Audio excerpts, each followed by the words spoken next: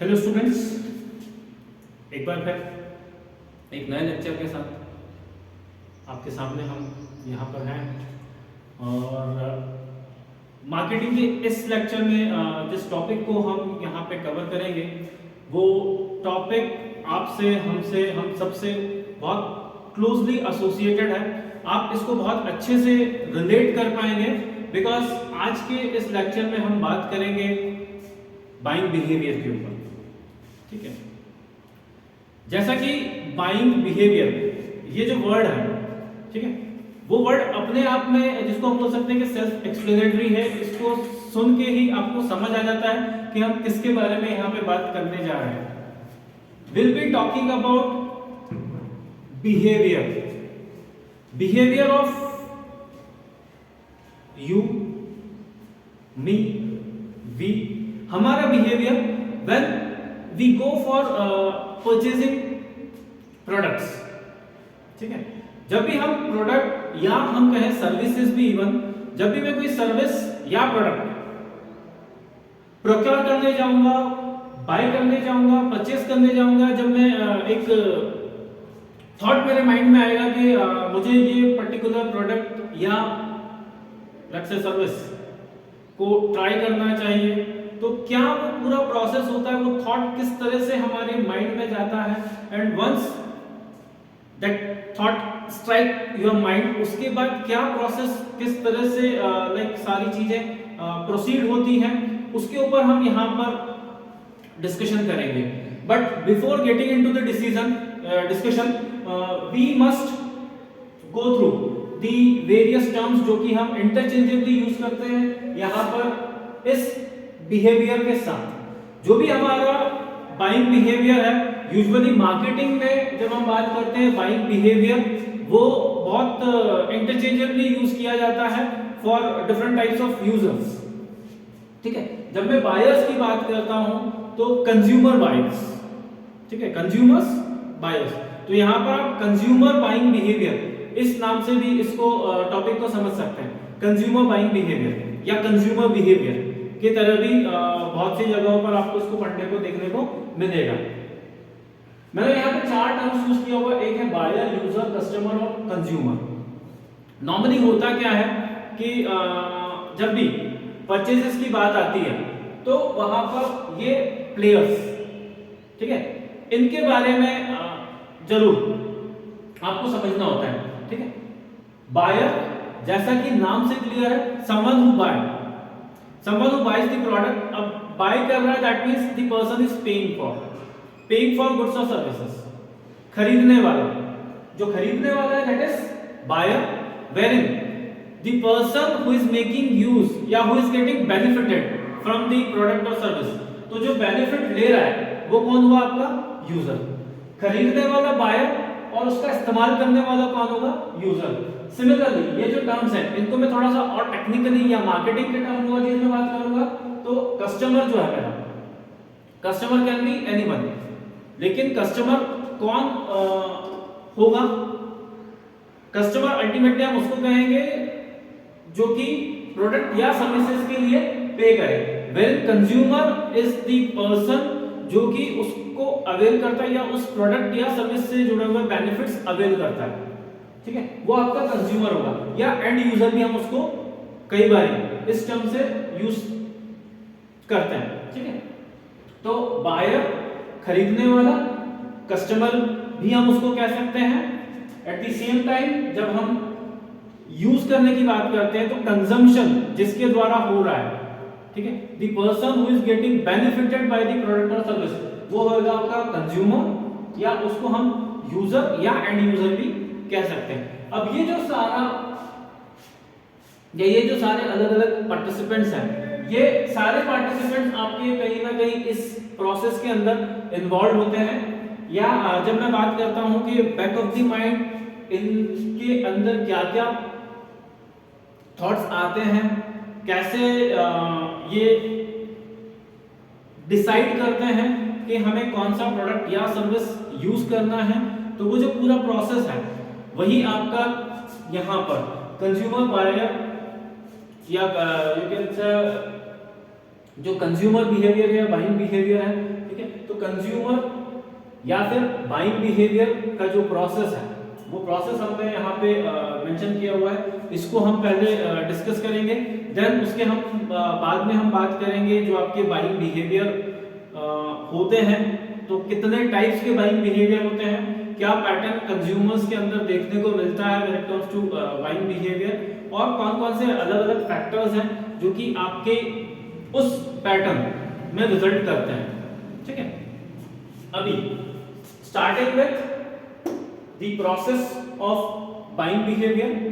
ठीक है, तो जो हमारा कंज्यूमर बाइंग बिहेवियर है, वहां पर इस तरह का हम प्रोसेस यूजुअली फॉलो करते हैं। आप देखो यहाँ पे बीच में लिखा हुआ है डिसीजन मेकिंग प्रोसेस, फिर दो इनपुट्स। इस प्रोसेस के अंदर हमें इनपुट कहां से मिला है, पहला जो इनपुट आ रहा है वो मिल रहा है मार्केटिंग स्टिमुलाई, और दूसरा जो है वो है बायर्स कैरेक्टरिस्टिक्स। तो बेसिकली दो factors by and large as input काम करते हैं। पहला है आपका मार्केटिंग स्टिमुलाई, मार्केट से मिलने वाले स्टिमुलस। स्टिमुलस की अगर मैं बात करता हूं, समथिंग व्हिच पुश यू या व्हिच ड्राइव्स यू। ठीक है, एक चीज होती है जैसे जब हम बात करते हैं बायोलॉजिकल टर्म्स में, तो वहां पर स्टिमुलस और रिस्पांस, स्टिमुलाई रिस्पांस, ऐसा ये रिलेशनशिप देखने को मिलता है। रिस्पांस, आप जो भी रिस्पॉन्ड करते हैं या जिस तरह से भी आप एक्ट करते हो, जिस तरह से भी आप रिएक्शंस देते हैं टुवर्ड्स वेरियस थिंग्स और कॉन्सेप्ट्स, वो बाय एंड लार्ज किसके ऊपर डिपेंड करता है या किसके ऊपर रिलाई करता है, वो रिलाई करता है स्टिमुलस के ऊपर। स्टिमुलस क्या आपके पास लाइक सेंसरी इनपुट्स आपको मिलते हैं, तो जो सेंसरी इनपुट्स मिलेंगे उसके बेसिस पे आप रिस्पॉन्ड करते हैं।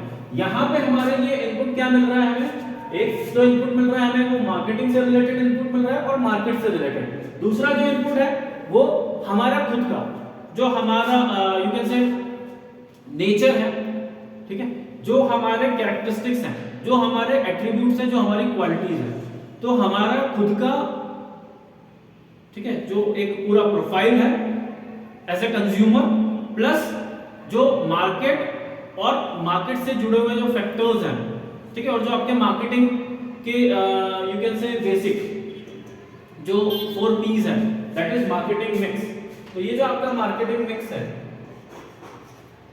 दी 4 P's, product, price, place, promotion, एक तो वो, और दूसरा एक्सटर्नल फैक्टर्स। एक्सटर्नल फैक्टर्स की अगर मैं बात करता हूं तो यहाँ पे पेस्टल मैंने एक शॉर्ट फॉर्म लिखा हुआ है उन फैक्टर्स को रिप्रेजेंट करने के लिए। P stands for political, E for economical, social, technological, legal और एनवायरमेंटल फैक्टर्स इन जनरल।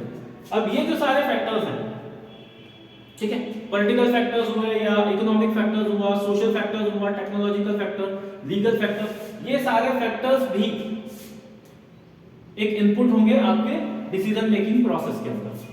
बहुत बेसिक सी लाइक एक टेंडेंसी हमारे अंदर होती है। ठीक है, वी ऑल ह्यूमन बीइंग्स, हम लोग हमारे आसपास की चीजों से ड्रिवन होते हैं, हमें वो चीज ड्राइव करती है। बहुत एक छोटा सा या बेसिक सा एग्जांपल मैं आपको देता हूं। लेट्स से आपका एक नेबर है, ठीक है, and your neighbour got a new car. ठीक है, वो अपने घर में एक नई कार लेके आया, बढ़िया उसका पूजन पाठ किया, आपके घर आके और मिठाई देके गया। अब यहां से जैसे ही वो मिठाई आपके घर आई, कहीं ना कहीं बैक ऑफ द माइंड आपके दिमाग में भी एक थॉट आने लगा कि नहीं यार, हमें भी कुछ नया खरीदना चाहिए, या हमें भी it's time to change our car, हमें भी नई कार लेनी चाहिए। अब यहां पर हमें किस चीज ने पुश किया, या हमारे थॉट को किस चीज ने पुश किया, हमारे नेबर ने, या उसने जो नई कार लाई है उसने। ठीक है, अब ये एक तरह का सोशल इन्फ्लुएंस ही हुआ। आपका नेबर ने कुछ किया, उसने कुछ चीज परचेज की, उसको देख के आपके माइंड में भी थॉट आता है कि नहीं, we should go for the new things. ठीक है, या हम इसको दूसरी तरीके से देखते हैं। हर समय आप देखते हो कि जो हमारा सेंट्रल बजट है, ठीक है, यूनियन बजट, वो आता है मार्च में, फेब मार्च में आपका बजट आता है। बजट में हमेशा कुछ ना कुछ रिविजन्स होते हैं, revision of tax slabs and other things, कुछ ड्यूटीज चेंज होती है, उसके चलते प्रोजेक्टेड, मतलब इट इज प्रोजेक्टेड या ऐसा प्रोजेक्ट किया जाता है कि सर्टेन चीजों के या तो प्राइस ड्रॉप होंगे, कुछ चीजें सस्ती हो जाएंगी, कुछ चीजें महंगी हो जाएंगी। अब सब्जेक्ट टू दैट जैसे ही आपके पास वो इंफॉर्मेशन आती है, हम क्या करते हैं, we start buying certain goods, जिसका ऐसा लगता है, कुछ ऐसे स्पेकुलेशंस होते हैं कि हाँ बजट के बाद से इनके दामों में बढ़ोतरी हो जाएगी। ठीक है, ये क्या है, एक तरह का लीगल फैक्टर है, इसका इन्फ्लुएंस हुआ कहां, हमारी डिसीजन मेकिंग के ऊपर।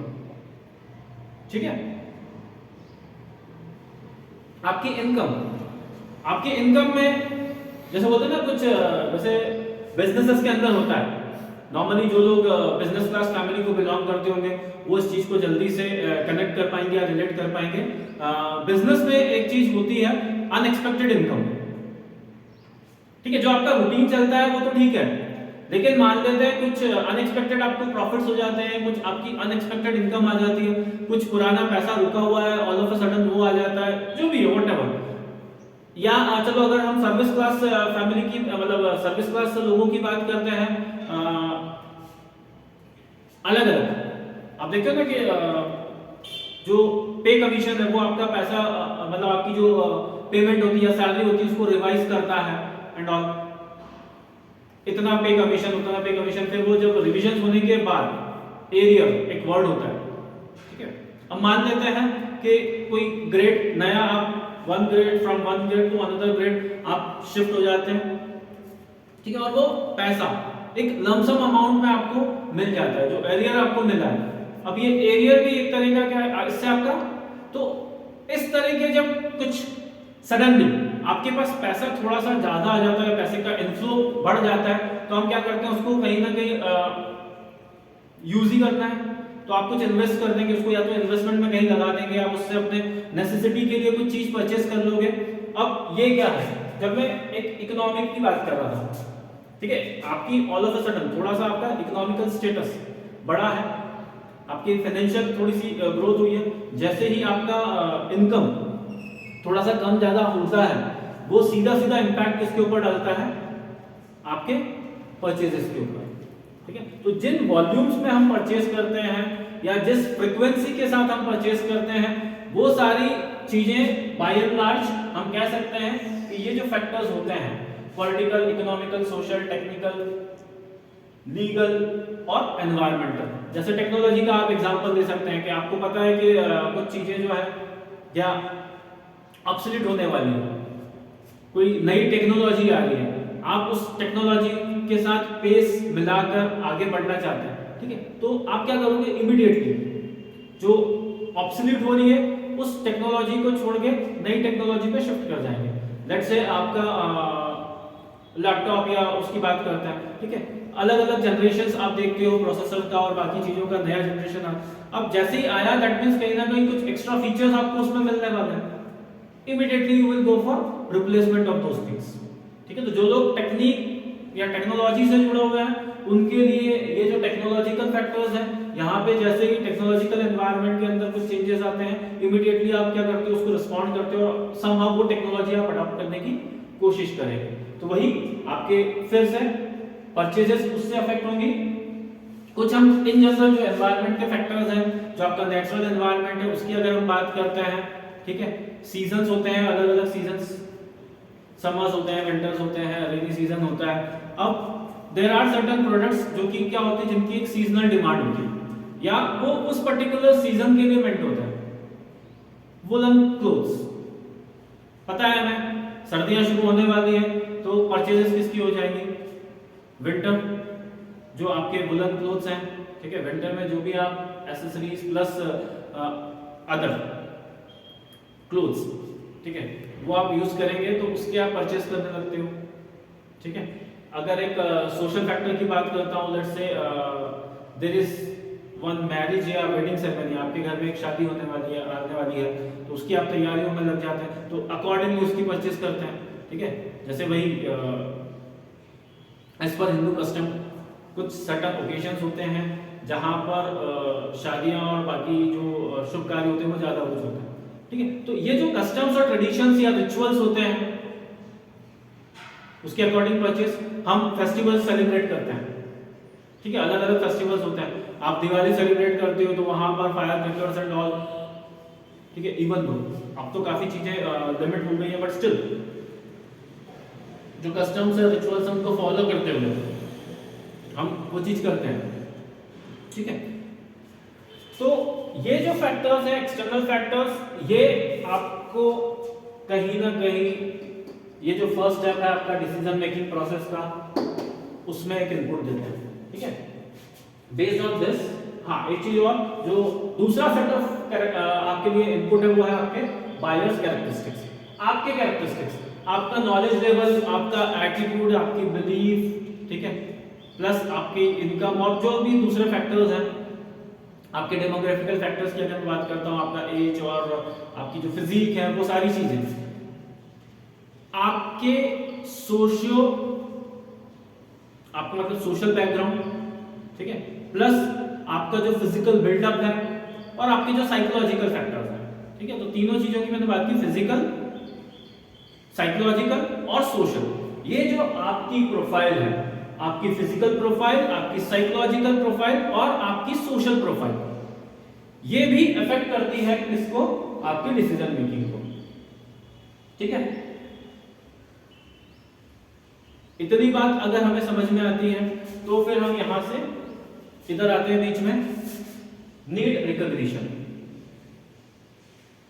ठीक है,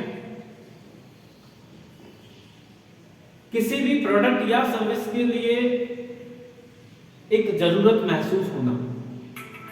ठीक है,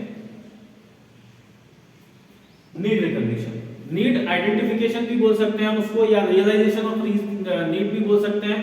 जब आपको ऐसा महसूस है कि okay fine, there is a need, इस चीज की मुझे जरूरत है।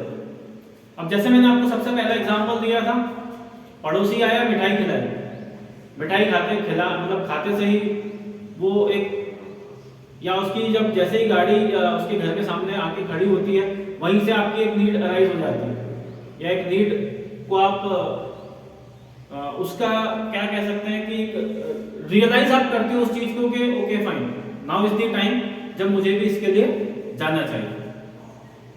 ठीक है, आप उससे कॉम्पीट नहीं करना चाहते, बट स्टिल वो जो आपकी हिडन ड्राइव्स थी, समहाउ क्या करा उसने, जैसे ही उसने गाड़ी लाके छोड़ी तो वो जो आपके अंदर छुपी दबी कुछ फीलिंग्स थी या भावनाएं थी कि हाँ मुझे ये गाड़ी खरीदनी है, वो एकदम से इंस्टिगेट हो जाती है। ठीक है, तो नीड रिकॉग्निशन, ये जो सोशल फैक्टर्स हैं, सॉरी जो आपके मार्केटिंग स्टिमुलाइज हैं, और आपके जो आपका सोशल और आपका जो फिजिकल और साइकोलॉजिकल प्रोफाइल है, इसके बेसिस पे नीड रिकॉग्निशन होगी। देन जैसे ही नीड अराइज होती है, हम क्या करते हैं, we go for information search.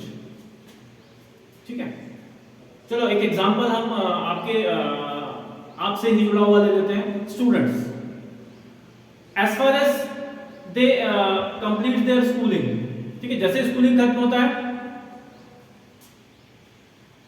If there is hunt for knowledge, अगर थोड़ा सा और आपको नॉलेज गेन करना है, अगर आपका एटीट्यूड या माइंडसेट ऐसा है कि नहीं और पढ़ना चाहिए या पढ़ाना चाहिए, बच्चों को पढ़ाना चाहिए, अगर आपके पेरेंट्स ऐसा सोचते हैं, गर्ल चाइल्ड जो है उनको हमें एजुकेट करना चाहिए, उनको हायर एजुकेशन की तरफ पुश करना चाहिए, अगर पेरेंट्स की माइंडसेट वैसी है तो क्या करेंगे, जैसे ही आपका 12th या ग्रेजुएशन कंप्लीट होता है तो हर स्टेज पे हम क्या करते हैं, फर्दर और आगे क्या स्कोप है, किस चीज का स्कोप है, कौन सा कोर्स करना चाहिए, तो हम क्या करते हैं, नीड तो अराइज हुई, ठीक है, चलो ग्रेजुएशन कर लिया, पोस्ट ग्रेजुएशन करना है, तो पोस्ट ग्रेजुएशन में क्या कर सकते हैं, हमारी फील्ड से जुड़े हुए क्या क्या कोर्सेज अवेलेबल हैं, कौन सा कोर्स ऐसा है जिसमें करियर अपॉर्चुनिटीज या करियर प्रोस्पेक्ट्स अच्छे हैं, तो हम क्या करते हैं, इंफॉर्मेशन सर्च। नीड अराइज हुई, हाँ ये चीज हमारे पास होनी चाहिए या हमें इसको परचेज करना चाहिए या ये सर्विसेज हमें अवेल करनी चाहिए, तो नेक्स्ट स्टेप क्या आता है, हम उससे जुड़ी हुई इंफॉर्मेशन कलेक्ट करना स्टार्ट कर देते हैं। ठीक है, अब वो इंफॉर्मेशन यहीं से आप लोगे, ये जो था आपका 4 P। ठीक है, तो जो मैं बात कर रहा हूं इंफॉर्मेशन सर्च, तो क्या कोर्सेज अवेलेबल हैं, प्रोग्राम फी क्या होता है, ड्यूरेशन क्या होता है, करियर प्रोस्पेक्ट्स कितने होते हैं, फिर प्लेसमेंट्स और बाकी रिकॉर्ड्स क्या है, कौन कौन से इंस्टीट्यूशंस हैं, वो सब चीजें जो है वो हम इंफॉर्मेशन सर्च में करेंगे। एंड देन उसके बाद इवैल्यूएट ऑल्टरनेटिव्स। हम क्या करते हैं कि जब भी ऑप्शंस हमारे पास होते हैं, ठीक है, तो उन ऑप्शंस को कंपैरिजन करना पड़ता है, ठीक है। अब वही है, आप जैसे वही कि जैसे पड़ोसी ने गाड़ी लाई तो हमने सोचा कि हमारे पास भी गाड़ी होना चाहिए। अब गाड़ी कौन सी अच्छी है, कौन से ब्रांड्स की गाड़ियां अवेलेबल है, अब वहां पे आप डिसीजन लोगे कि ओके फाइन, मुझे एक एसयूवी चाहिए, मुझे लाइक किस तरह का व्हीकल चाहिए, ठीक है, कितना सीटर गाड़ी चाहिए, फिर इंजन पावर कितना होना चाहिए, ये सारी इंफॉर्मेशन आप ब्रांड टू ब्रांड, अलग अलग ब्रांड्स आप क्या करोगे, शोरूम्स विजिट करोगे, अलग अलग शोरूम विजिट जाके वहां से जो है उनके इंफॉर्मेशन लेके आएंगे, आप कुछ ब्रोशर्स लेके आएंगे, कोटेशंस लेके आएंगे। अब वो जो सारी चीजें हैं फिर उसको आप क्या करोगे, आपस में कंपेयर करोगे। मैंने 2-3 अलग अलग ब्रांड्स के शोरूम विजिट किए, वहां से कोटेशंस लिए, अब मैं उन कोटेशंस को कंपेयर कर रहा हूँ। जो भी फीचर्स हैं, अलग अलग मॉडल्स के जो भी फीचर्स मुझे बताए गए, उन फीचर्स को मैं कंपेयर करके देखता हूँ। वो है आपका इवैल्यूएट अल्टरनेटिव्स, अल्टरनेटिव्स ऑप्शंस। तो जो भी ऑप्शंस अवेलेबल है हम क्या करते हैं, उनको इवैल्यूएट करते हैं, उनको कंपेयर करते हैं, देखते हैं कि कौन सा एक बेहतर ऑप्शन होगा हमारे लिए। तो वैसे ही सेम गोज विद जो हमारा एजुकेशन वाला एग्जांपल चल रहा है, तो कोर्सेज के बारे में, कोर्सेज के बारे में भी हमने अलग अलग जगह जाके जानकारी इकट्ठा कर ली। एंड देन जब हम उसको कंपेयर कर लेते हैं, और भी हमारे रेफरेंस ग्रुप एक बहुत इंपॉर्टेंट चीज होती है यहाँ पर। जब हम परचेजेस की बात करें तो हमारा जो परचेज है बाय एंड लार्ज अफेक्ट सीधा सीधा किससे, रेफरेंस ग्रुप। अब रेफरेंस ग्रुप में हमारा एक तो क्लोज सर्कल होता है, वो हमारा रेफरेंस ग्रुप के अंदर आ जाता है। प्रीवियस जो यूजर्स हैं उस पर्टिकुलर प्रोडक्ट या सर्विस के, वो एक रेफरेंस हो सकता है, तो उनके क्या व्यूज रहे हैं, उनके क्या एक्सपीरियंसेस रहे हैं उस प्रोडक्ट या सर्विस को लेकर, हम उनसे भी इनपुट लेते हैं, उनसे भी राय लेते हैं। एंड अकॉर्डिंगली फिर फाइनली हम क्या करते हैं, ऑप्शंस के अल्टरनेटिव्स के बाद, उनको देखने के बाद, कंपैरिजंस करने के बाद हम क्या करते हैं, परचेस डिसीजंस लेते हैं। फाइनली वी लॉक या वी फ्रीज वन ऑप्शन, एक ऑप्शन हम लॉक कर देते हैं, वी गो फॉर परचेस, ठीक है। जैसे परचेस डिसीजन में दो आपके पास पॉसिबिलिटी होगी, या तो आप क्या करोगे, you will go and by the product, आप परचेस कर लोगे तो परचेस, या फिर एक चीज होगी नो परचेस, हम परचेस नहीं करेंगे, हम या तो उसको हमारे उस डिसीजन को थोड़ा सा प्रोलॉन्ग कर देंगे, ठीक है, आप आगे बढ़ा दोगे, अभी नहीं खरीदते, चलो ठीक है कुछ समय बाद ले लेंगे, ठीक है। तो वो प्रोक्रास्टिनेशन जो है, ठीक है, या इस साल हम कुछ नहीं कर रहे, इस साल हम ड्रॉप ले लेंगे, नेक्स्ट ईयर हम वापस एनरोल कराएंगे XYZ कोर्स के अंदर, ठीक है। तो अब ये जो है दीज आर परचेस डिसीजन, या तो आप परचेस करेंगे या फिर आप परचेस नहीं करेंगे। एंड देन उसके बाद नेक्स्ट जो आता है, या लास्ट जो आपके पास यहाँ पर इस पूरी प्रोसेस का जो एक लास्ट स्टेप है, वो है post purchase evaluation. Let's say if you go for purchase, आप परचेस कर लेते हैं, तो पोस्ट परचेस इवैल्यूएशन में क्या आएगा, परचेस करने के बाद आपने क्या एक्सपीरियंस किया, आपके जो एक्सपीरियंसेस हैं उन एक्सपीरियंसेस का इवैल्यूएशन, कि हाँ मैं जो एक्सपेक्ट कर रहा था, मैं जो चाह रहा था कि हाँ कंफर्ट होगा, कन्वीनियंस मिलेगा, आने जाने में मुझे सहूलियत हो जाएगी, जस्ट किसी और के कंपटीशन में मैंने अपने पास गाड़ी लाके नहीं खरीदी थी। अगर मैंने गाड़ी खरीदी है तो उससे मेरी अपनी कुछ जरूरतें थी, मेरी अपनी कुछ मतलब एक्सपेक्टेशंस थी, मेरी कुछ की अपनी कुछ रिक्वायरमेंट थी। तो वो requirements to what extent, let's say मैंने XYZ कोई एक पर्टिकुलर ब्रांड पिक किया था, ठीक है, तो जो सोच के मैंने वो ब्रांड पिक किया है, क्या वो सारी चीजें मुझे इन रिटर्न मिल पा रही है या नहीं, ठीक है। लोगों से मुझे क्या फीडबैक मिलता है, मेरा खुद का एक्सपीरियंसेस क्या कहता है, तो वो सारी चीजें आपके पोस्ट परचेज इवैल्यूएशन होगा। अब पोस्ट परचेज इवैल्यूएशन नॉर्मली वैसे तो जब हम बात करते हैं जो अलग अलग टाइप्स ऑफ गुड्स होते हैं या जो अलग अलग टाइप के प्रोडक्ट्स होते हैं, डिपेंड करता है कि अगर वहां पर ये जो है पोस्ट परचेज इवैल्यूएशन वापस फिर एज फीडबैक जाएगा कहां पर आपके नेक्स्ट टाइम जब आप परचेस करेंगे, या पोस्ट परचेस के बाद एक तो क्या कहूंगा रिपीटेशन, आप परचेस रिपीट करोगे तो रिपीट परचेस, या फिर आप क्या करेंगे नेक्स्ट टाइम जब भी आपको कुछ परचेस करना होता है कि जब हमारा कोई बैड एक्सपीरियंस रहेगा किसी चीज के साथ तो नेक्स्ट टाइम हम वापस वो नहीं जाएंगे। ठीक है, मैंने वही एक कोई पर्टिकुलर ब्रांड परचेस कर लिया था, अब नेक्स्ट टाइम जब मुझसे कोई पूछेगा कि कौन सा देना है और अगर मेरा एक्सपीरियंस अच्छा नहीं रहा है तो ना तो मैं कभी सजेस्ट करूंगा, ठीक है। तो एक तो जब मैं रिपीट परचेस की बात करूंगा, नॉर्मली जब हम एफएमसीजी प्रोडक्ट्स की बात करते हैं या ऐसे प्रोडक्ट्स जहां पे जो यूज होता है बहुत फ्रिक्वेंटली आप उस प्रोडक्ट को यूज करते हैं, बार बार परचेस करना पड़ता है, तो वो जो है वहां पे फिर रिपीट परचेस की बात आती है। तो रिपीट परचेस बायली मतलब हेवीली किसके ऊपर रिलाई करता है, पोस्ट परचेस इवैल्यूएशन के ऊपर। तो अगर मैं सेटिस्फाइड हूं तो मैं क्या करूंगा, I will go for repeat purchase, मैं दूसरे लोगों को भी सजेस्ट करूंगा वर्ड ऑफ माउथ से उसके लिए उस ब्रांड के लिए उस प्रोडक्ट के लिए कुछ और फर्दर नए कस्टमर्स मिलने का एक स्कोप बनेगा। लेकिन if I am not satisfied with it तो क्या करेंगे, ना तो हम रिपीटेडली जाके उसको परचेस करेंगे, तो एक तो हम एज ए कस्टमर उसके लिए कट ऑफ हो गए, सिमिलरली हम दूसरे लोगों को भी वैसा ही कहेंगे कि भैया भूल के भी वो चीज परचेस नहीं करना है, तो एक ये भी इम्पैक्ट जाता है। ठीक है, तो ये हमारा प्रोसेस था, need recognition, information search, evaluate alternatives, purchase decision and post purchase evaluation, ये हमारा हुआ बाइंग बिहेवियर प्रोसेस। अभी हम इसके बाद जो है अलग अलग टाइप्स ऑफ बाइंग बिहेवियर के ऊपर डिस्कस करेंगे। At the same time we will talk about the buying patterns. ठीक है, तो अभी उस पर मूव करते हैं।